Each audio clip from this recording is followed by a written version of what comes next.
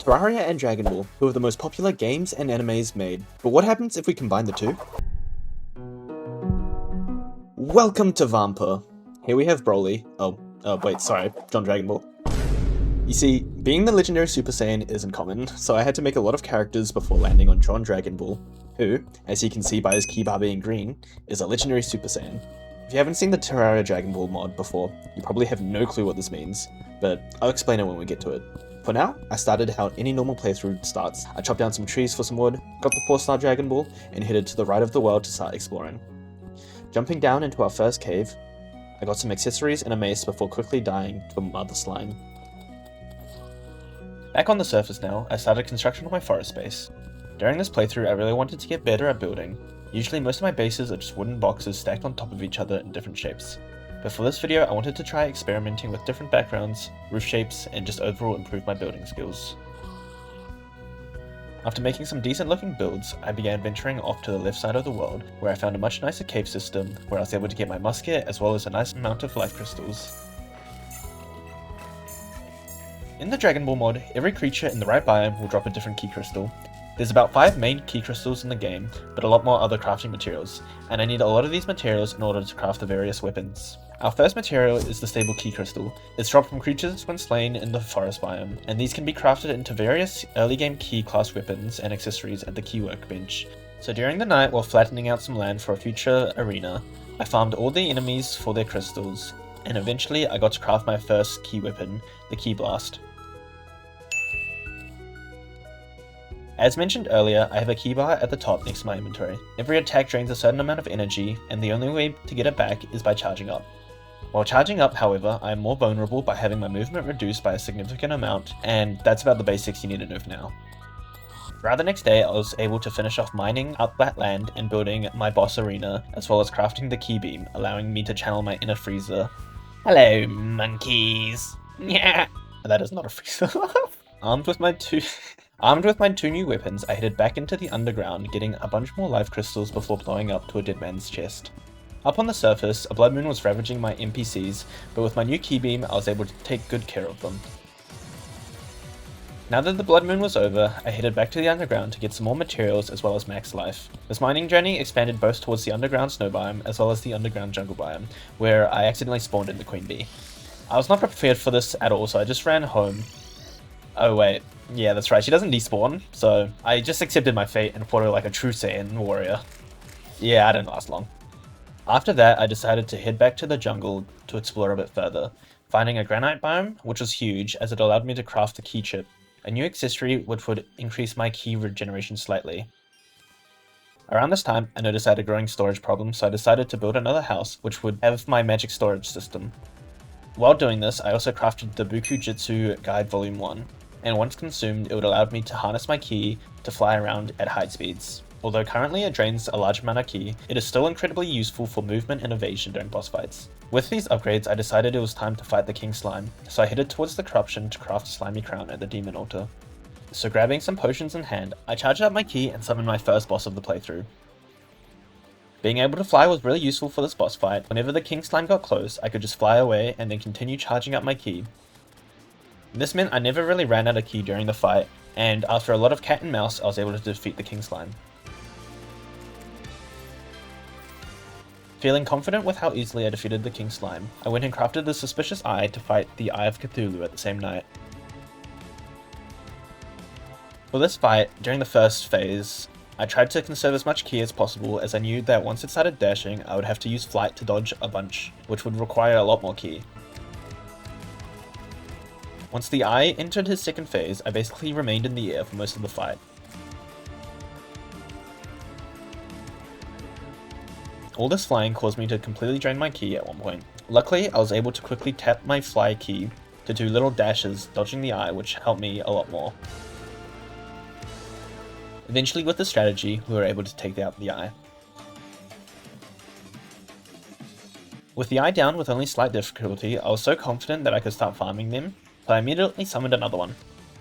I think I was a bit too overconfident though. With that defeat in hand, I instead headed to the left side of the world so I could start farming goblin scouts to summon in the goblin invasion. While farming, I also got the Goblin Key Enhancer, which gave me an extra 500 maximum ki. As well, when damaged, it also greatly increases my ki regeneration. Before I challenged the goblins, I realized with a bit of silk and a few copper bars that I could craft the Saiyan Scout armor. This gave me a nice amount of ki related buffs, as well as the set bonus granting me an extra 100 maximum ki. With my shining new armor and my ki beam, I was able to infinitely pierce the goblins, meaning they didn't stand a chance and we were able to successfully defeat the goblin army. The most logical thing to do after defeating the goblins would be to find the goblin tinkerer. So obviously, I started building some houses in the snow biome. Yeah, this entire area got corrupted in hard mode later, so... on the way to the underground to look for the goblin, we got a bit distracted by the corruption biome, as I wanted to fight the Eater of Worlds, so I quickly built an arena and then summoned him in. I'm gonna be so for real, this class is kinda broken, and with the ki beams once again, I was able to just easily pierce through all the segments, leading to probably my easiest Eater of Worlds fight that I've ever done. With our victory in hand, we now unlock the ability to both get earthen shards, which drop from any enemy, as well as the calm ki crystals, which can be dropped from creatures within the jungle biome. Before we go get some, however, I finally find the Goblin Tinkerer, who I purchased Rocket's boots, as well as the Tinkerer's workshop from, before reforging a few of my weapons. After farming in the jungle for a while, I had a nice stockpile of calm ki crystals, which means I could craft a whole lot of upgrades. I first started with the Novice Key Scroll, which greatly increases my ki charging speed, and this would be the first of many key scrolls that I could craft throughout my playthrough. I then crafted a green scouter alongside the Turtle School armor set. In terms of weapons, I crafted the Energy Blast Parade, which was a big upgrade to my damage output. It also costed a lot more ki compared to my other ki attacks. I also got the Spirit Ball, and just like Yamcha, it would barely get any action during fights. Rounding up my upgrades, I crafted the Battle Kit, which gave me a wide range of ki buffs. Finishing those upgrades, I headed over to Skeletron, as his defeat would be the catalyst to unlock the fabled Super Saiyan transformation. And with that in mind, I nervously walked up those steps in the dungeon, talked to the old man, and brought forth his curse. During the fight, the thought of the Super Saiyan stayed within my mind. This was going to be my ultimate battle. And yet, it felt too easy. His hands went down within seconds, and then shortly after, Skeletron was defeated. With his defeat though, I felt nothing. No rage, no power, no Super Saiyan.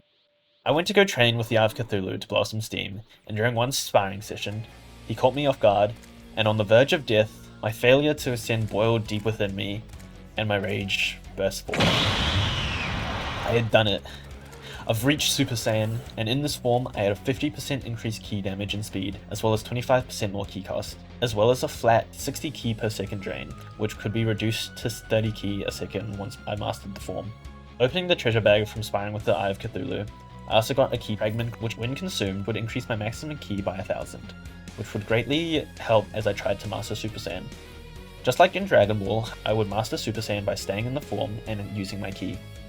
With Skeletron defeated, I once again unlocked new crafting materials with the skeletal essence found from dungeon enemies, as well as prideful ki crystals dropped by creatures in the underworld. To try and master Super Saiyan, I headed to the dungeon to farm both the skeletal essence as well as defeating as many enemies as possible.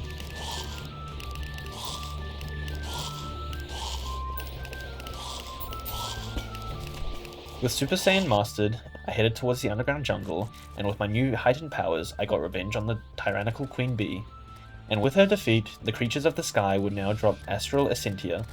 With it, I crafted the Destructo Disc, which was like the ki beam on steroids. I then went to Hell and got the Hellforge as well as some Hellstone. While I was there, I also found some prideful ki crystals, and once back on the surface, I turned the Hellstone into bars and crafted the Saiyan Battle Armor, which had a nice bonus of an extra 500 maximum ki. The few crystals that I had were also used to craft the Student Ki Scroll, which gave me a nice boost to my ki regeneration once again. Finishing that, I headed down to the underworld to farm up some more ki crystals. These allowed me to upgrade my green scouter to a blue one, and I also crafted the Hellzone Grenade, which would be another great buff to my damage output. With a suspicious doll in hand, I headed back to the underworld to fight the Wall of Flesh. As the Wall of Flesh spawned in, I quickly powered into Super Saiyan and began the fight.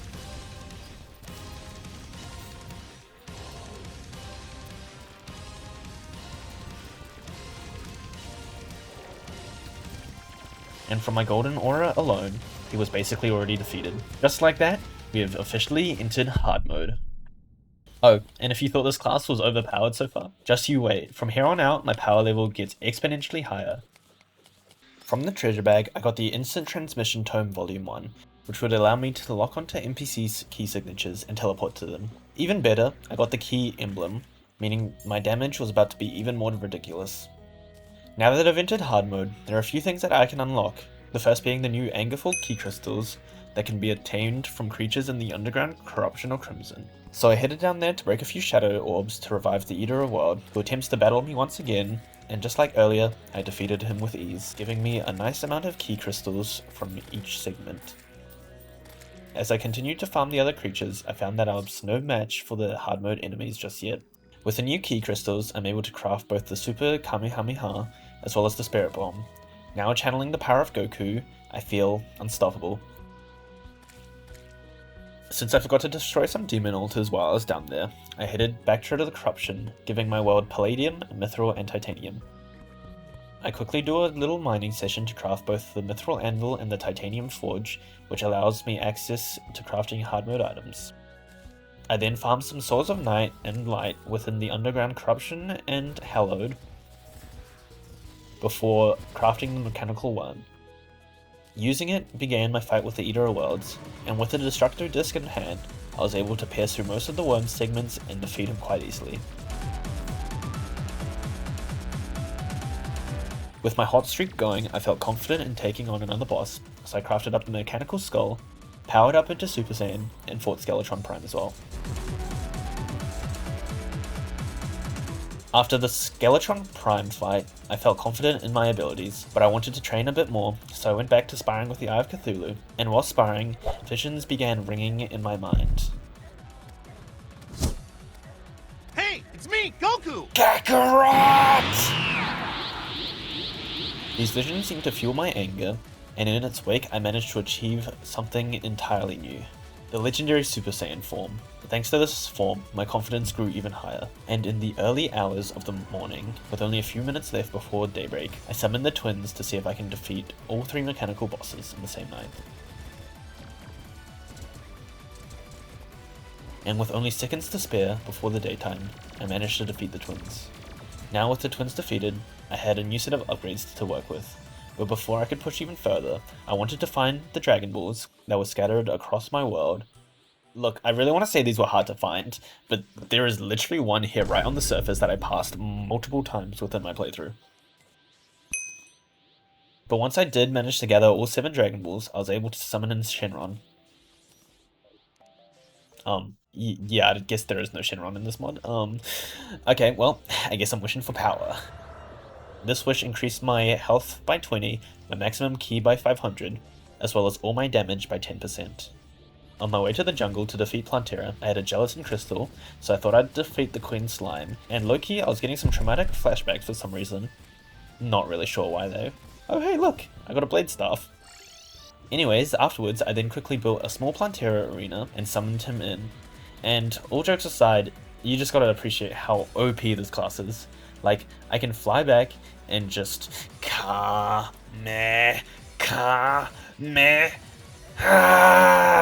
I missed. Anyways, Plantera heard John Dragon Ball coming, and just basically ran home crying. And with her gone, we headed to the underground mushroom biome and got some pure key crystals, which allowed me to craft some more upgrades. We got the Destructo Disc Assault as well as the Super Energy Barrage, which were just even more OP, believe it or not. Afterwards, I headed towards the dungeon as I needed to farm up some wisps.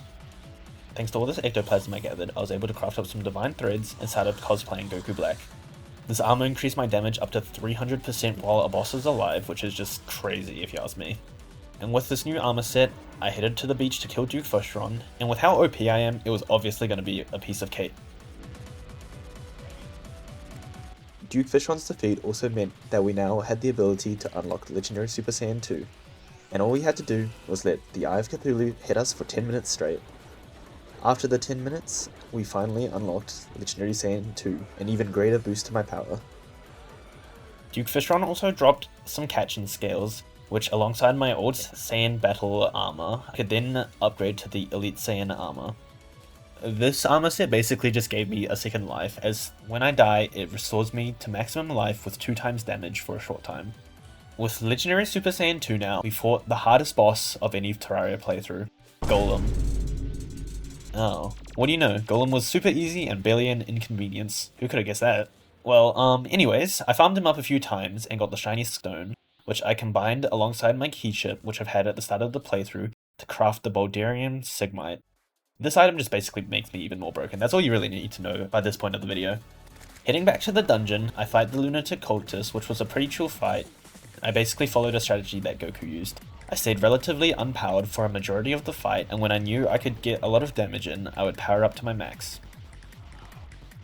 In the final moments of the fight, as I knew the cultist was getting weaker, I pulled out Legendary Saiyan 2 to do a crazy amount of damage and end the fight quicker. And as the Lunatic Cultist was defeated, he opened up a portal, and swarms of creatures began invading my world. The longer I watched, more and more anger began surfacing before bursting out. I had done it, evolving my Legendary Super Saiyan form even further beyond, reaching Legendary Super Saiyan 3, the final evolution that my body could handle. However, due to me lacking my Saiyan tail in Terraria, this form was extremely ineffective even when mastered, causing my attacks to drain more than 3 times the normal amount of ki they normally would. So after realizing this, I mainly stuck with Legendary Super Saiyan 1 and my new mastered Legendary Super Saiyan 2. I would only use Legendary Super Saiyan 3 when I needed a huge burst of damage. Opening my Lunatic Cultist bag, I got the Ancient Manipulator, as well as a Mastered Key Fragment, which increased my maximum ki by 2000. Afterwards, I then began taking out the Celestial Invasion, starting with the Vortex Pillar. It went down with relative ease, only having a few deaths, and it dropped some Vortex Fragments as well as Radiant Fragments. These are the key class equivalent fragments that can be used to craft some strong in-game weapons and accessories. I went back to the Underworld to farm some more prideful key crystals and some demonic souls, which allowed me to craft the Kamehameha times 10 and the Radiant Totem, which drastically increased my ki regen. This actually allowed me to fly in Legendary Super Saiyan without losing any ki at all, giving me a massive increase to my battle ability. At this point, I was getting pretty strong thanks to my new upgrades, so I quickly headed down to take down the other 3 Celestial Pillars, starting with the Stardust Pillar, which allowed me to upgrade my Scouter to a Yellow Scouter, as well as crafting the Master Key Scroll, to once again increase my ki regeneration. Then I moved down to taking the Solar Pillar, which I was able to stay in Legendary Super Saiyan 1 the entire fight, before switching to Legendary Super Saiyan 3 to take down the pillar. Finally, I took down the Nebula Pillar, and as I did, I seemed to feel a strange sense of dread wash over me, as if I felt impending doom was approaching. Before the Moonlord could arrive, however, I crafted the Blinding Blade, one of the Radiant Fragment crafted weapons, and before I could test it out, I felt a challenge approaching me. There was nothing left between me and my ultimate battle against the Moonlord. I quickly powered up to Legendary Saiyan 2, ready for what should have been the hardest fight of the entire playthrough, and as I powered up, he arrived.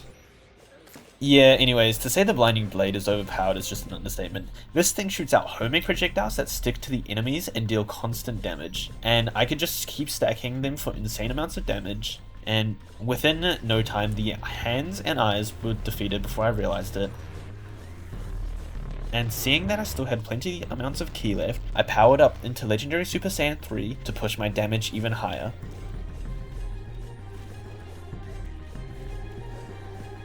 Before long, I had successfully defeated the Moonlord. After everything I was gone through to reach this point, it was almost shocking how quickly I defeated the Moonlord. This was probably the easiest Moonlord fights I've ever had, and being the Legendary Super Saiyan definitely helped me out. So while the credits were still rolling, I went back to the dungeon and started the Celestial Invasion again, taking each pillar down, and this time with the Blinding Blade, the event was even easier. And before the credits even finished rolling, I defeated the Moonlord once again, allowing me to craft the Radiant Armor, which basically let me stay in Legendary Super Saiyan 3 indefinitely. And just like that, I felt like I had reached my ceiling. I had done it, but was it possible that there were more forms or techniques that I could achieve? Or was this just going to be the start of my plateau? Well, that's about all for the Terraria Dragon Ball mod. Overall, I think this mod was really fun, and I really loved how natural the Super Saiyan transformations felt in Terraria. Thank you so much for watching this video, and if you enjoyed and want to see some more, please consider hitting the subscribe button or liking the video. And as foreshadowed in the ending, there is a Calamity add-on to this mod which adds forms such as Ultra Instinct and Ultra Ego. It is currently bugged right now with the Calamity 2.2 update, but hopefully they'll be fixed soon. So if you want to see that, let me know down below in the comments, and I'll play it when it's fixed. Other than that, thanks for watching this video, and I'll see you later.